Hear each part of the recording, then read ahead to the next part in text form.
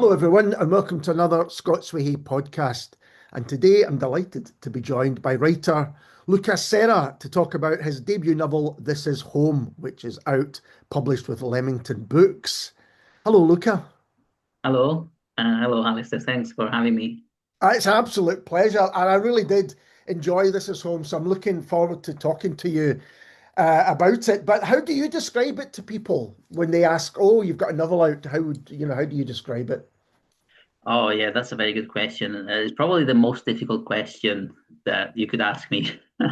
It's like, what is your book about? I'm always like, wait a second, how long do you have? Because I need to put my thoughts together. But I would say it's a book about connections, making connections abroad as an immigrant, as a person from somewhere else, and finding your new home. And it's it is exactly that, and so much more. But it's driven by your four central characters, really, isn't it? Yeah, that's right. So a lot of this book was inspired by people I've met over the years, and what intrigued me about them was that their reason for being in the UK wasn't very obvious at first. You would kind of have to you would need to get to know them properly to really understand why they were in the UK and what they wanted to find. And because the reason would be often very intimate and Mhm. personal. So it would be from loss to heartbreak to family issues or feeling displaced in their own country. And I was really interested in their stories, and that then the question for me was, how are they going to find their home here, and what challenges do they have to overcome to find their home? So can we just go through maybe the four central characters, and you can talk individually about their experiences? Because I think it's really important, and you've kind of alluded to it, is that everyone's experience is a different one. This idea that that there's a group of people, whatever it may be, is just doesn't kind of stand up to scrutiny. What I love about this book is you go in to these, not just your four central characters, but other characters as well, their individuals' experiences. So we have Carlo. Could you talk a little bit about Carlo? Yeah, Carlo is moving to the UK from Italy, and um, I suppose in Italy he was feeling out of place and kind of had fallen out with his friends. And so he was really looking for a change of scene, and but not knowing, not speaking English perfectly or very well. He gets a job in a restaurant as a kitchen porter, so that's his first job. And so he's trying to adjust to life in the UK, and everything is new, and working in a kitchen has many challenges, and it's a very interesting place because it's an underground mice infested kitchen. So it's not the easiest place. So, and I think as I was writing this book, I thought Carlo would be the protagonist, but actually now I see him more as the narrator of the book, because he's very good at observing people and what happens around him. And I think it makes sense with his role as a kitchen porter because the kitchen porters are like stationary, and they kind of I mean when they're under pressure, they're head down, but they observe what goes around them, and much more than the chefs maybe and the waiting staff, that they run around, and especially when there's chaos. So I think it's I see him as the narrator of the book, and it's through other people that he often finds what he wants to do next. Yeah, that's. We'll talk a bit more in detail about life in kitchens because I know it well myself, and it's such a great depiction you have of that world. But I think you talk about connections and working in any restaurants, but particularly in kitchens, you make connections immediately. You have to, you have to kind of communicate for it to work. And one of the other characters that he does work with is Kato, or Keto, Hmm. perhaps is the name of Yeah, him. it's Keto. Yeah. So can you talk a bit about him? I think that's the first person we meet, isn't it? Yeah, it's Carlo and Keto at the beginning of the book, and so Keto is this a Ghanaian co-worker. And it's interesting to me because, again, as you said, in the kitchen, you have to bond with your co-workers, and they immediately become friends because you're in this kind of survival mode where you have to help each other to get to the end of the day, basically. And so maybe some odd friendships, you form some odd friendship that maybe you wouldn't have anticipated before. Yeah. And so there's I think there's an age yeah, there's an age gap between Carlo and Keto about maybe 15 years, but they bond very well because they're in this chaos, the kitchen together. And so throughout the book, they end up inspiring each other and helping each other to find their best place. Yeah, kids, the first chapter in the book is called Down at the Pot Wash, in brackets, Cato's Blues, which I love that. And also I love a good opening line. And your opening line is, I don't even like people, which is fantastic. And it's because it's all about people, while the rest of the book is all about these individuals making connections. And also, I think you say at one point that Cato tries to go and leave, but he nearly always gets pulled back into this world because he's familiar with it. Yeah, exactly. Like familiarity and kind of that false sense of comfort is a theme in the book, because even in a job that you don't really like, when you've been there for a long time, um, uh, you become familiar with it, and in a weird way you feel safe, and maybe as a veteran of a place, you maybe don't have to play by the rules anymore. You can maybe come in 5 minutes late and leave 5 minutes earlier. So you kind of you feel very attached to these things, but I think it's a false sense of security, really. And so Keto keeps going back to this place, even though he hates it. And part of the book is like how to get away from these places. How do you become free from these places almost? Yeah. And the next character I wanted to talk about was Marek, or Mark, as he's kind of better known, who's a kind of more mysterious character. Yes, again, inspired by somebody I met, and I was just fascinated by him because he didn't seem to be in need of any work. He could survive in London. It wasn't clear with what money, from where, but yeah, he's a more mysterious character because again he's in a new place and he's trying to overcome some past tragedy. Yeah. And yeah, so it's going back to the reasons why people move to a different country is often like you need it almost physically to detach yourself from your past and what happened in the past. So for Marok, who is Lithuanian, but then he goes by Mark, he finds his place in a pub in London, in East Acton, and that becomes his community. So he doesn't need much more than the small pub. Um, it seems like it. So, but when something dramatic happens in the pub, then his community falls apart really, Yeah. and at that point, it's about how to rebuild community, and is it even possible to rebuild community? Yeah, I wouldn't give any spoilers away, but there is some Yeah. really dramatic scenes, absolutely. So these three characters were mentioned, they're all in London, as you said. But then Yes. we move to Glasgow, which is where I'm talking to you from now. And Brunilda, what's Brunilda's story? Yeah, Brunilda, I think for me is she's the real protagonist of the book because I think she's the character that learns more throughout the book, and by the end, I wouldn't say she's changed, but definitely she's learned a lot. And so she's a Brazilian au pair. So she moves to Glasgow to be an au pair, but she's hoping to support her family back in Brazil, who had some issues, financial issues. So in Glasgow, she's um, completely. She feels at first out of place and disorientated by the uh, culture shocks and the weather, the food, and all the culture in Scotland. And she, I think um,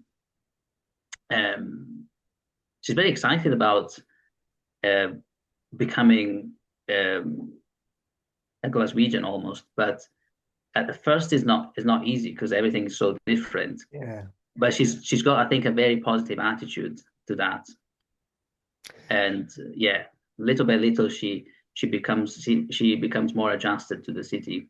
The Glasgow scenes in particular clearly resonate with me, and I think you've captured the sights, the sounds, the people, the kind of personality, if you like, of the city really well. Again, often through interactions.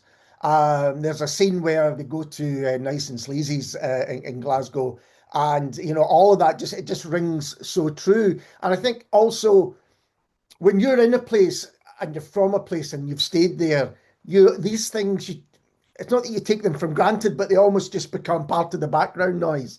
But when you arrive somewhere new, and I've had it by, going to other places around the world, I remember particularly spending time in Fiji and thinking, oh, this is really other. This is really different to what I have experienced.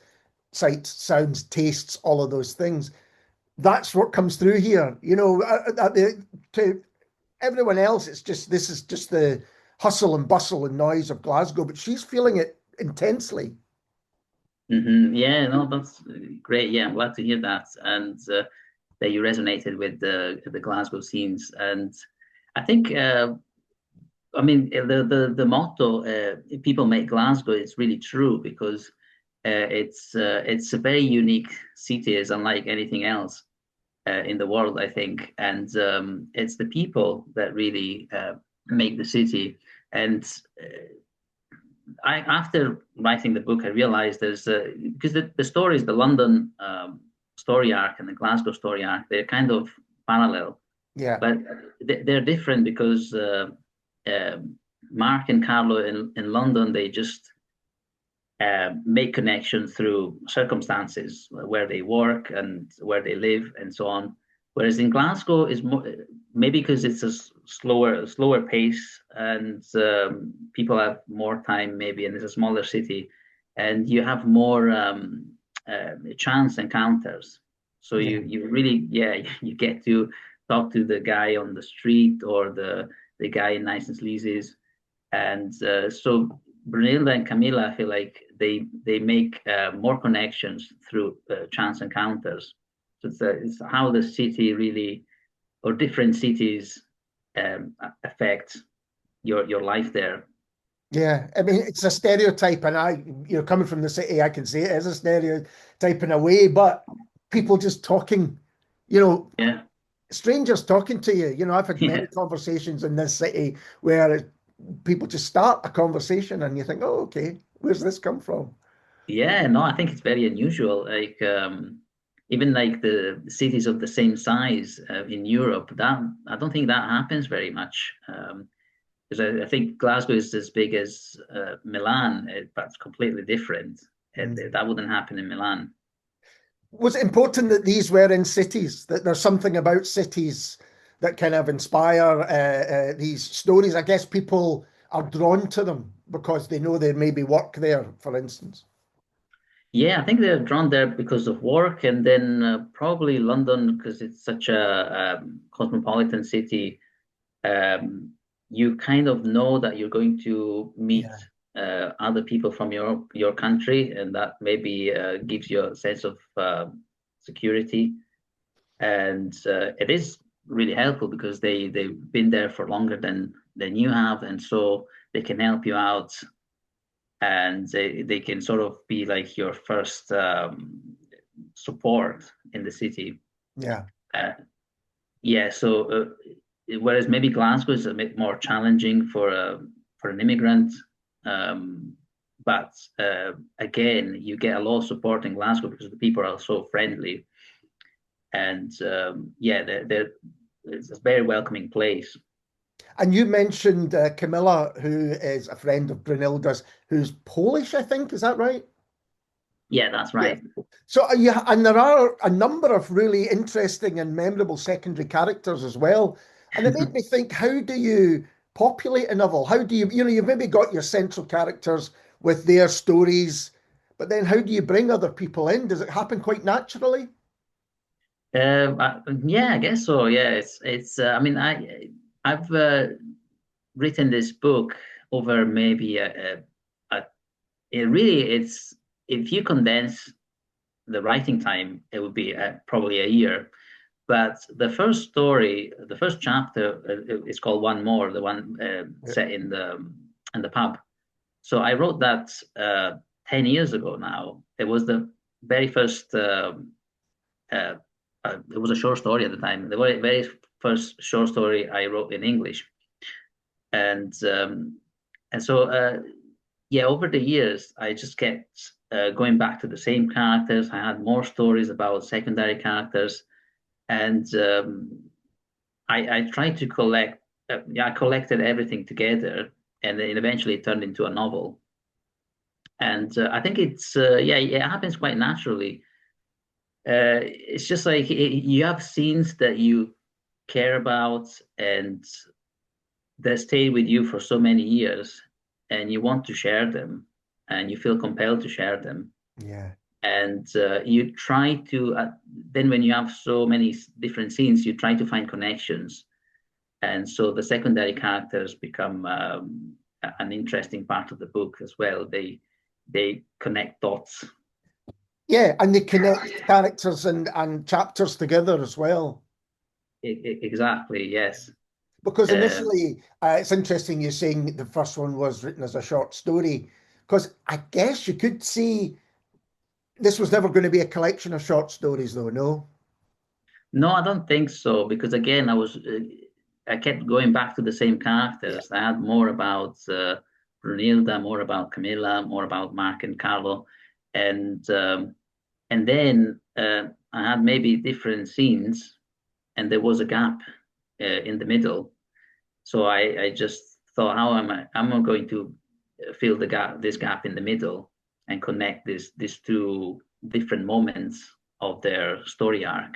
Yeah. So yes, I don't see myself as a short story writer. I think I always end up trying to find a longer narrative arc.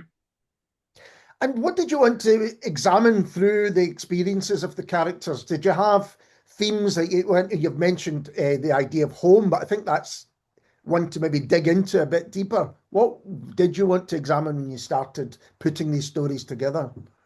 Yeah, definitely the meaning of home, because I feel like it's so different from everybody. For some people, is the place they feel instinctively connected to a place, and it's almost irrational. You can't really explain why you feel at home. It happened to me as a tourist, even when I went to certain places, I immediately felt like, oh, I could live here. I could see myself living here, and so that's even hard to explain.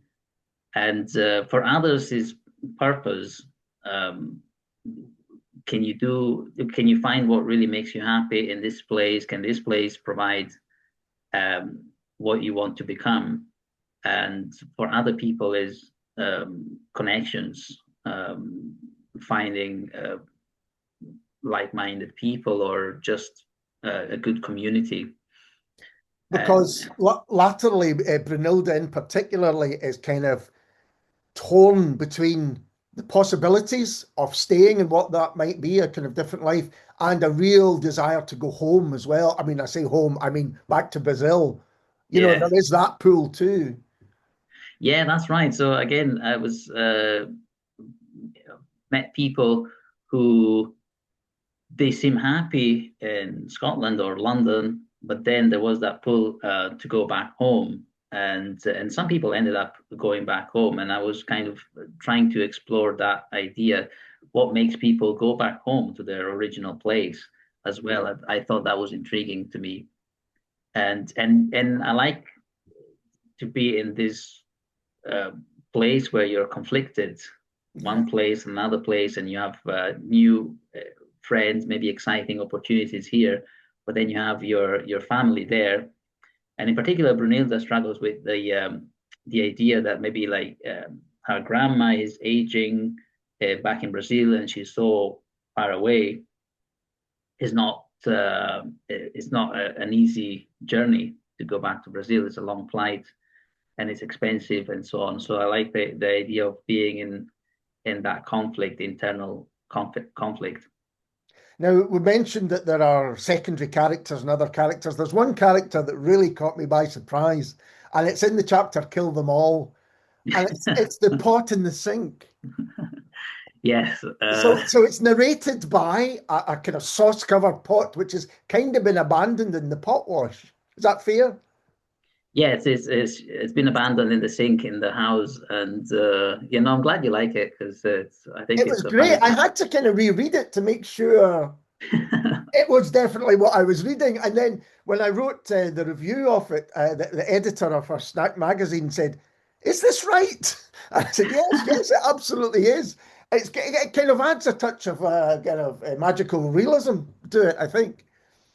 Yeah, no, definitely, it's very surreal, but it's also very true in a way because when I lived in London, I stayed in a house with 10, 11 people, and so you would find the sink, tons of pots and pans in the sink, and nobody would wash them. And I started thinking, what would they think of what happens in this house? And so it was a funny chapter for me to write because I feel like I almost I feel like I had PTSD from living in a house like that. It's a Because great then, chapter to read. It really is funny, and as I say, but you mentioned earlier about working in kitchens and how the kitchen porter often is in one space, often just washing the dishes mhm. that are coming through, and kind of but sees all, has a kind of, and that's what this pot is in the sink, isn't it? It's seeing all and it's commenting all and kind of judging people as well. Yeah, it's almost the same role actually. And but it was an interesting chapter to write to explore this idea that especially in London, people were squeezed in a 10, 11 people were squeezed in a house that was really a 4 or 5 bedroom house, and and of course that's not going to work. Imagine, especially Mediterranean people and 10 Mediterranean people in one kitchen. It's going it's going to be chaos. There's going to be a lot of sauces getting cooked. Yeah, exactly. Yeah. So So, again, I mentioned this to you before that I worked a lot of my life in kitchens, and in this book, there's some of the most accurate depictions of that world. Is that based on your own experiences? yes, especially the London part um, in the restaurant is based on my own experience. It was so intense, and I still remember all the smell and the sounds of the kitchen. And I mean, I did it for just a few months, but that's enough to for it to stay with you for so long. Yeah, and the role of the kitchen porter, I think, is one which is very it's rarely spoken about, but actually, absolutely the heartbeat of any kitchen. Just as an aside, I worked in Australia for a while, where over there they're often known as dish pigs. All right. It's not very flattering, but it's a very Australian description. That's interesting. No, I didn't know that. That's funny. And I also have this really strong memory of, I think actually he was from Holland. I might have that wrong, but when I worked in a restaurant in Glasgow, and this restaurant had at the time really distinctive blue cups and saucers for coffees and teas and stuff. And there was so many coming through one Saturday that he just kind of lost it and went, "No more cups, no more saucers," and was throwing them into the bin. He just had enough of this going on. But you can see how that would happen. As you say, it's intense and pressurized. Yeah, no, I can totally imagine that. And there are a few scenes in the book where people just lose it and they're like, I'm not doing this anymore. That's enough. Yeah, yeah. Great. I loved reading those descriptions. They absolutely captured all the kind of a essential life that kind of happens around there, where it's just you go in and you're straight into it, and then you work through until you're finished, and then you get a sleep and you come back and you do it again. But you're doing it as a Yes. group. You're doing it as a kind of family, really, a family who'd been thrown together. Yeah, it becomes a family and it has to because um, if you become enemies, it's going to be Yeah, really hard very much so. to survive. But as you said, yeah, the kitchen porters, they're really an important part of the kitchen. In fact, the head chef used to say that to the kitchen porter, if you stop working, that's the kitchen is finished. Yeah, absolutely, absolutely. No, that's great. If any for anyone who's ever worked in a restaurant or bar or in the service industry, there's some great depictions of that life. There's also a really strong sense of place, and we've mentioned that there's London and there's Glasgow. Is that because these are cities you have experience of? Yeah, exactly. Yeah, so I lived in London for about 9 months before moving to Scotland. I lived in Edinburgh and now in Fife, but I spent 4 years in Glasgow. And Okay. yeah, as I mentioned before, it's a city unlike any others, and there are so many characters. And I always say, if you spend half an hour in Glasgow, you're going to write a book about it because there are so many things can happen, especially on one street. Even Yeah. there's quite a I think there's quite a bit about Sauchiehall Street because you see so many characters, and it's yeah, a lot of inspiration came from my experience in Glasgow. Yeah. Um, yeah, there is a lot on Sauchiehall Street, and anyone who's ever spent time up there, particularly the kind of end where Nice and Sleazy's is and where the CCA was and all of that Mhm. stuff. You capture that too. In terms of these stories, were there other stories you thought you might include that didn't make it? Um, yeah, there was a story about Camilla that in the end I didn't include because it wasn't really necessary. But it was just about uh, the day after the Brexit vote and what Glasgow looked like that day because it was very surreal. It was everything was very quiet and people barely spoke that day, which is very unlike um, uh, Glasgow. So there was that story where she was trying to navigate the vote and what it could mean to her, but and again, it was about connections in the city, but it wasn't really necessary for her story arc in the end. But apart from that, no, I don't think so. That's the only one. Okay. And this is your debut novel, as we said at the beginning. Were these themes that you always wanted to include in your debut? The idea of home and belonging and human connection, if you like. Was that, or did it come through these stories? Did the actual themes emerge through the stories? Yeah, I think they emerged through the stories because I think I started with a vague idea of um, one of the first chapters I wrote was down at the pot wash.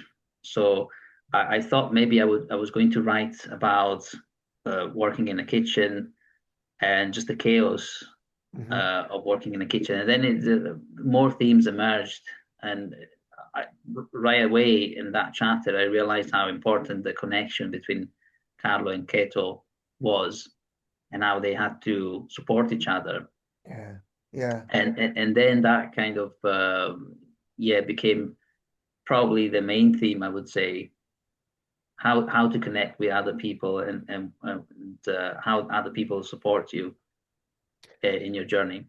So there'll be people listening who perhaps have written a debut not or written a novel which they want to get published. How was the experience for you? Do you have anything you could advise them? Yeah, well, I think so. Well, publishing a novel is I don't it's almost never straightforward. Mm. As I said, I wrote part of this book in 2019 and then 2020. And so it took me a few years to then to get it published, because that's how it goes sometimes. You think that you won't be able to publish your book, and you kind of put it away, you put it aside, and you work on something else. But then an opportunity comes up, and all of a sudden you have someone interested in your book. So I think the advice would be to yeah, don't get upset if you cannot find an agent or a publisher straight away. But sometimes it takes years. And the good news is that you get, well, good news, yeah, you get a lot of rejections, but you really only need one person Yeah. to believe in your work. So that's the good news. And if I think if you're authentic and you put yourself into in your project, eventually the project will find its place. Because you were a Scottish Book Trust New Writer Award winner in what year was that? You were at that? It was 2020. Yeah. So, I mean, do you think that was a help? What did it kind of entail? Did it kind of open some doors for you? Yeah, no, definitely. It was a great boost of confidence, because I received the award with the first chapter, Down at the Potwash. And so that was that really gave me the motivation to continue writing English and think about more that I could write about these characters and continue their stories. And it's a great it's really good because you get support, you get training on things that eventually will be very useful, like PR or social media, and you work with a mentor, so you learn about writing and editing as well, which is very important. And so it does open doors, and through the Scottish Book Trust, you always have opportunities to showcase your work. And going back to being published for the first time, you mentioned the editing process there. How was that for the first time? Is that something that was stressful? How did you feel about it? Well, as a writer, you always feel a bit defensive and protective of your work. So you fear that if you change half a sentence, that will transform your book. It'll become unrecognizable. But actually, it's not like that. It's editing is not going to change the essence, the core elements of your book. So it's going to elevate it, but the core elements will still be there. So it was sometimes stressful because of that instinctive feeling, but overall it was a great experience. I really enjoyed working with my editor, and I think in the end the book was much better Do you think because of you that. do you think you've learned lessons from it that you would take forward? Yeah, definitely. Definitely is probably that's in writing. I think less is more.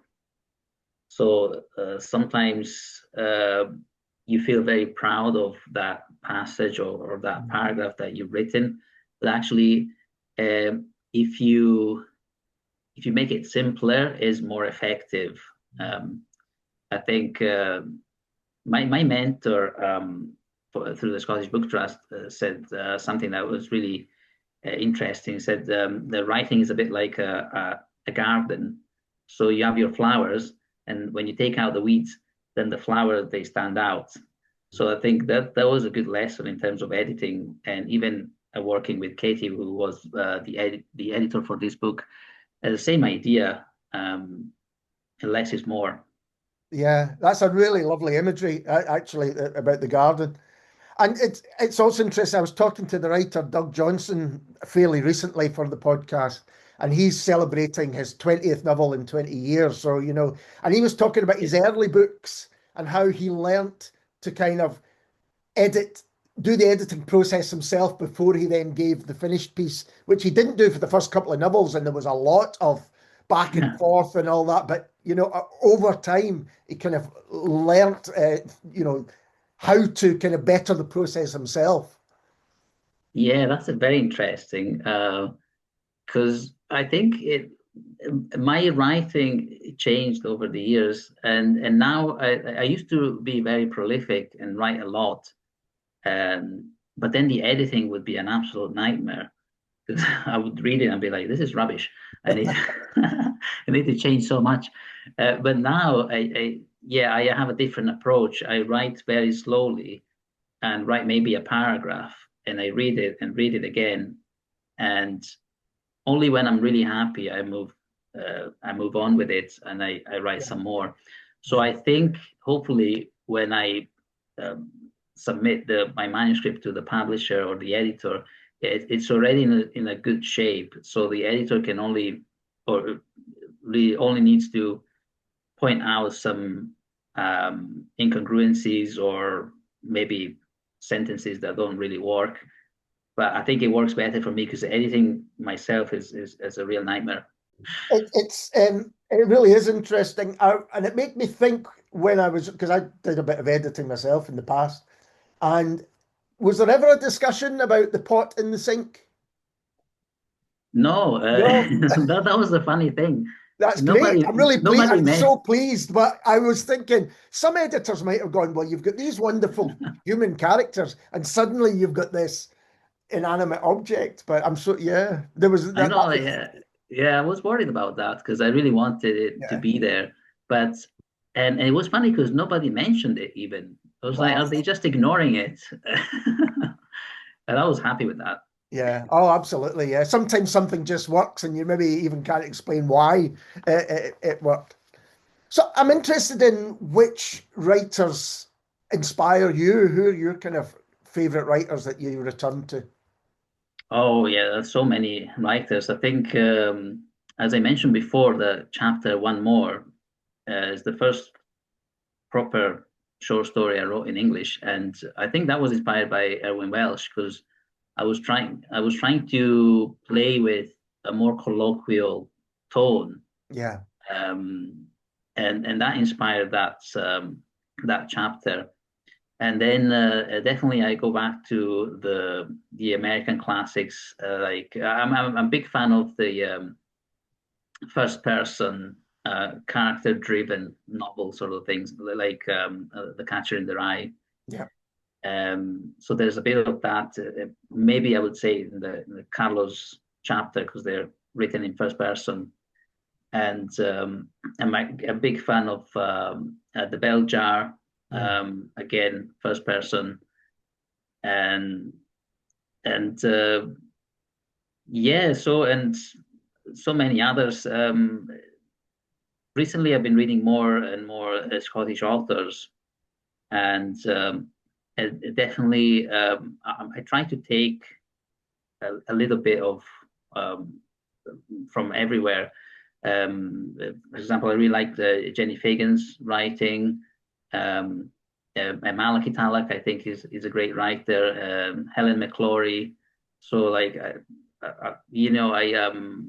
yeah, I've read a lot of the different writers, and you kind of just take the bit that you like about them and what they do, and try to um, um, not replicate it, obviously, but reinvent it for your own voice and Yeah. style. Three great examples actually of some of the finest Scottish writers are definitely. And what I was thinking about other forms of, film, TV, music. How do they inspire you as well? Have you got certain? Yeah, no, that's a very good question. Is because it's true. Yeah, I'm inspired by music and films. For instance, I'm a big fan of Sean Baker, the director of the Florida Project and Oh yeah, Anora. What I like about him is that ordinary moments in life they become um, very important. They really drive the plot, it could be a very ordinary thing, but it becomes immense and very important for the characters and their story. And yeah, No, that's I think that's absolutely at the heart of This Is Home. It's the what people might describe as everyday occurrences. But there's real drama in them, and I think having people who are from another place, that intensifies it. As I mentioned with Brunilda in Glasgow, the kind of sights and sounds and smells are intensified for people who are not used to it. yeah, because when you're not used to a place, really the smallest thing can change your day or even your life. So there's a chapter where Carlo just gets a word of encouragement from a head chef that really changes his day because it's not an interview, it's not a trial, but it's his first day in this new place, and so hearing something like that can really change your life. And same for Brunilda, it's the small things and small connections, they become really crucial Yeah. for her story arc and whether she will adjust to her new life or not. And I think we hopefully can all think of examples of that, but maybe we don't think about them very often. But you're absolutely right. There are things that people have said or done or acts of kindness or whatever it might be, which really can change you. Yeah, sometimes you don't think about it, but you realize it's maybe long after that happened. And one of the reasons I was thinking about film or TV is that I can see some of these stories on the screen. I mean, we haven't touched upon gangsters, and I don't want to, but there's a lot of kind of action kind of going on. Has that ever been mentioned? Has anything at any point been mentioned that this might be a novel, or at least these characters could be seen elsewhere? Um, yeah, I mean, we haven't talked about it properly with my publisher, but as I was writing the novel, I kind of started seeing all these chapters as movie scenes. Hmm. And it could work as a movie, and it could also work as a TV series because there are so many characters. And I started, uh, yeah, thinking maybe I could try to write in a way that is very cinematic and potentially have the opportunity to submit This Is Home for um, yeah for some competition for scripts or um, film festivals and so on. Yeah, and I think there's a kind of screenplay quality to a lot of Mhm. the chapters that you could, because you've got strong characters and you get strong sense of place, and the themes are kind of universal as well. Yeah. Has writing the novel changed your mind on anything? Is that part of the process as you write, or do you kind of just want to share your views that you already hold dearly? Does writing change you, or just kind of embolden what you already thought? I think it's more than what I already thought. Because again, you have these stories and you feel compelled to share them. And when you put them out, it kind of stops being your book and Yeah. becomes somebody else's book. And it's funny how like everybody has their favorite character now or favorite moment in the book. So I'm just happy to hear all the different perspective from readers and what they think. But yeah, it just made me think about how important community is and maybe what we can do um, to, um, to give maybe immigrants more opportunities for connection and integration and find their community. Because that's one of the other things that is striking about the novel is these are stories that are still rarely told. People such as, the immigrant experience is still not often seen artistically, whether in novel or film or whatever it might be. Yeah, I just wanted to give my own interpretation of the immigrant experience, as I said at the beginning, because the reason for being here, for moving to a different place, they're so varied. I thought it would be really interesting it's really interesting to cover that aspect. And I think hopefully, yeah, it'll be interesting for people because I guess as a local person, you will have met somebody like Brunilda or Camilla and so on. So I think hopefully it will resonate with a lot of people. Yeah, absolutely. And is there anything you can tell us about that you're doing in the future? Are you working on, maybe you can't say, but No, no, actually, yeah. So I'm not. I was asked this question at the Edinburgh lunch the other day, and I said I'm not writing anything at the moment, which is true. But I do have another book that's finished, right, okay, and yeah. So because again, it's from the Scottish Book Trust award till now. It's been 6 years. So I did work on This Is Home, but also other things, and so I have another novel that is in a way similar to This Is Home in the sense that there are four characters and their lives collide and overlap.